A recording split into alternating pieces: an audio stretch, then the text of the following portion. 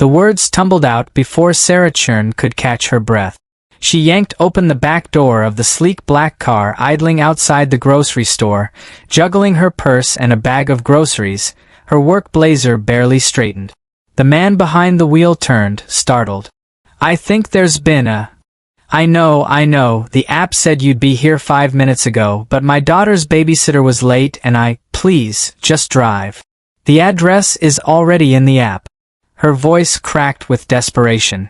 He hesitated, then something in her exhausted eyes made him nod. "All right. Buckle up." Sarah collapsed into the seat, relief flooding through her. She didn't notice his expensive watch or the leather briefcase beside him. She didn't see the corporate badge clipped to his suit pocket. She only saw a lifeline. "Thank you," she whispered. "You have no idea what this means." James Mitchell, CEO of Harrison Media Group, worth $43 million, glanced in the rearview mirror at the woman who'd just mistaken him for her Uber driver. He should have corrected her immediately. But something about her desperation, her raw honesty, made him curious. "Rough day?" he asked quietly. Sarah laughed, brittle and tired. "Rough year, more like. Single mom, working 2 jobs, and today I have an interview at this big media company. It's my shot at something better for my daughter. If I can just get there on time." James's hands tightened on the wheel. "Harrison Media Group. His company. What's the position?" he asked carefully. "Junior Content Coordinator.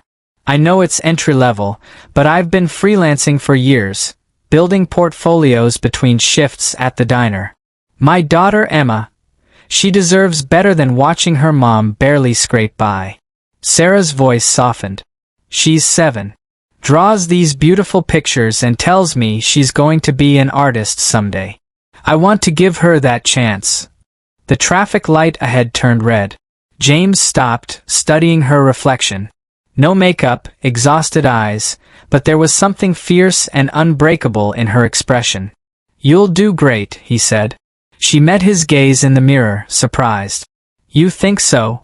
"I think anyone who fights that hard for their kid has exactly the kind of determination that matters." Sarah felt unexpected tears prick her eyes. "Thank you. I didn't catch your name." "James." "I'm Sarah."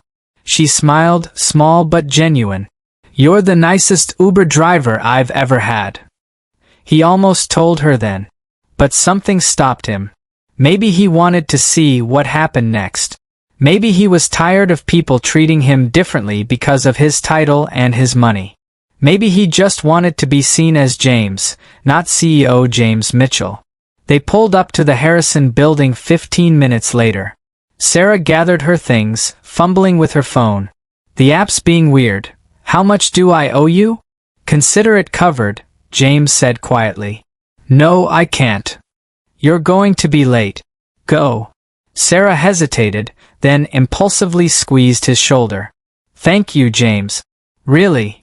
She rushed inside.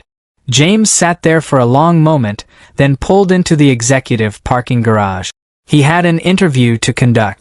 20 minutes later, James sat in the bright conference room, reviewing applications. His HR director, Patricia, handed him the next file. Sarah Churn. Strong portfolio, but limited formal experience. Single mother, freelancer. "Send her in," James interrupted. The door opened. Sarah walked in, shoulders back, chin high, and froze. Her face went white. You're Uber driver," James finished, standing. "And your interviewer. Please, sit down." She didn't move. Oh God, I'm so sorry," I thought. "The car was black and I just assumed."